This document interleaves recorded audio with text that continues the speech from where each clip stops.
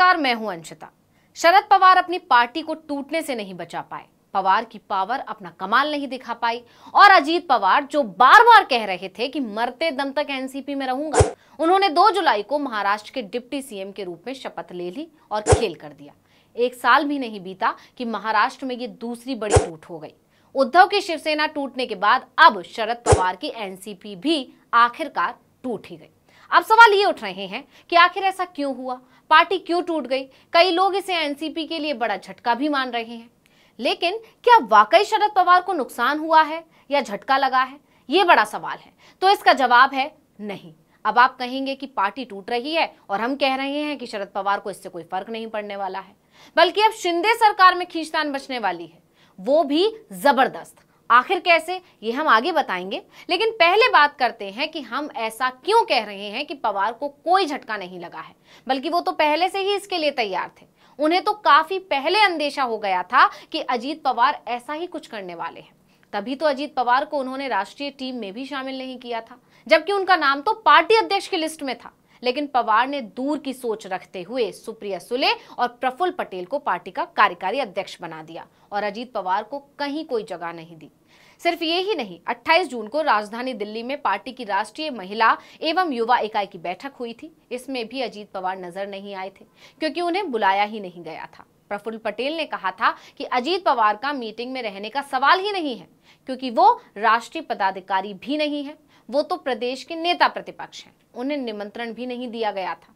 तो ये ही नहीं, कार्यक्रम स्थल पर लगे पोस्टरों से अजीत की तस्वीर भी गायब थी। पोस्टर में शरद पवार, महाराष्ट्र की कार्यकारी अध्यक्ष सुप्रिया सुले और प्रफुल्ल पटेल की तस्वीर शामिल थी।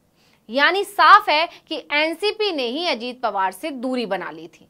पार्टी समझ चुकी थी कि अजीत अपना मन बना चुके हैं, इसलिए पार्टी ने उनसे किनारा कर लिया था। और जैसा शरद पवार ने सोचा था, हुआ भी बिल्कुल वैसा ही। 2 जून को पहले अजीत पवार के घर पर बैठक हुई, उसके बाद उन्होंने राजभवन जाकर शपथ ले ली। इसके बाद छगन भुजबल, दिलीप वालसे पाटिल, हसन मुश्रीफ और धनंजय मुंडे ने भी महाराष्ट्र के मंत्री पद की शपथ ली। अब लोगों का कहना है कि शरद पवार राजनीति को बहुत गहराई से समझते हैं और दूर की सोच के साथ काम करते हैं। ऐसे ही उन्हें चाणक्य नहीं माना जाता है। अजीत पवार के शपथ लेने के बाद राजनीति के जानकारों का कहना है कि सब कुछ पहले से तय था। अजीत तो बस सही मौके की तलाश में थे। जैसे ही ये खबर आई कि अजीत पवार के घर पर नेताओं का जमावड़ा लगा है, हर किसी की नजर इस बैठक पर टिक गई। कयास लगने लगे थे कि कुछ बड़ा होने वाला है, और हुआ भी ऐसा ही। हालांकि एनसीपी बार बार ये दिखाने की कोशिश जरूर कर रही थी कि सब कुछ ठीक है, लेकिन दरारें ज्यादा दिन तक छिपी नहीं रह सकती और 2 जून को ये दरार एक बार फिर सामने आ गई। अजीत पवार के घर पार्टी नेताओं की बैठक बुलाई गई।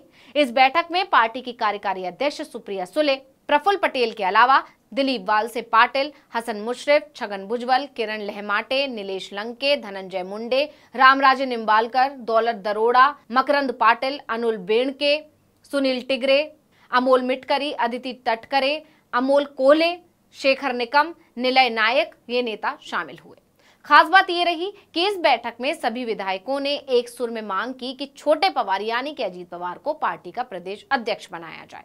आपको याद भी होगा, अजीत पवार ने खुद भी प्रदेश अध्यक्ष बनाने की इच्छा जताई थी और 2 जून को विधायकों ने भी उनका ही समर्थन कर दिया। शरद पवार पर दबाव बनाने की कोशिश की गई, लेकिन इस पर कुछ बात नहीं बनी, तो अजीत पवार सीधा राजभवन चले गए। उनके साथ उनके समर्थक भी चले गए। दावा किया जा रहा है कि अजीत पवार के साथ एनसीपी के 53 में से 29 विधायक चले गए। अभी तक अजीत पवार सही मौके का इंतजार कर रहे थे या फिर तोलमोल करने में लगे हुए थे। इसलिए उन्होंने एनसीपी के सामने खुद को प्रदेश अध्यक्ष बनाने की बात रखी। जब एनसीपी ने उनकी और उनके विधायकों की मांग पर गौर नहीं किया, तो अब उन्होंने बीजेपी के ऑफर को चुन लिया। आप जानते भी हैं कि शिंदे सरकार में मंत्रिमंडल विस्तार की चर्चा भी इन दिनों तेज है। ऐसे में हो सकता है कि अजीत को यही लालच देकर बीजेपी ने अपने साथ मिलाने की कोशिश कर ली हो। खैर, अब आते हैं अपने सबसे अहम मुद्दे पर।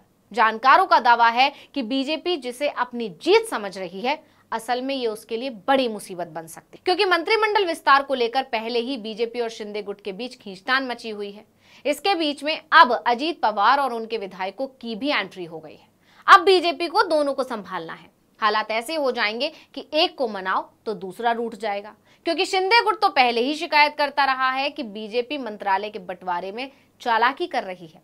इसलिए दोनों के बीच सब कुछ ठीक नहीं है।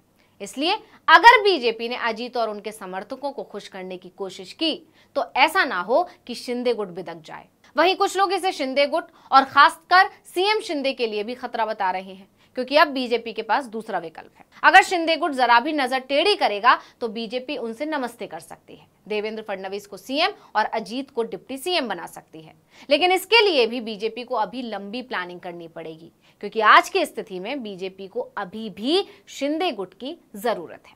इसलिए बीजेपी बहुत फूंक फूंक कर कदम रखेगी। अब देखिए कि महाराष्ट्र की सियासत में आगे और क्या क्या देखने को मिलता है। फिलहाल जो है वो ये है कि मानसून आने के साथ ही महाराष्ट्र की सियासत में एक बार फिर सियासी तूफान आ गया और इस बार इसकी चपेट में आ गई शरद पवार की एनसीपी। इस वीडियो में इतना ही। आपसे अनुरोध है कि यूट्यूब पर हमारे चैनल आर्टिकल 19 इंडिया को सब्सक्राइब कीजिए, फेसबुक पर लाइक कीजिए और कमेंट करके बताइए आपको हमारा ये वीडियो कैसा लगा। आने वाले दिनों में हम और किन मुद्दों पर वीडियो बनाएं ये भी जरूर बताइएगा। ट्विटर हैंडल है article19_India, इसको भी फॉलो कर लीजिए। नमस्कार।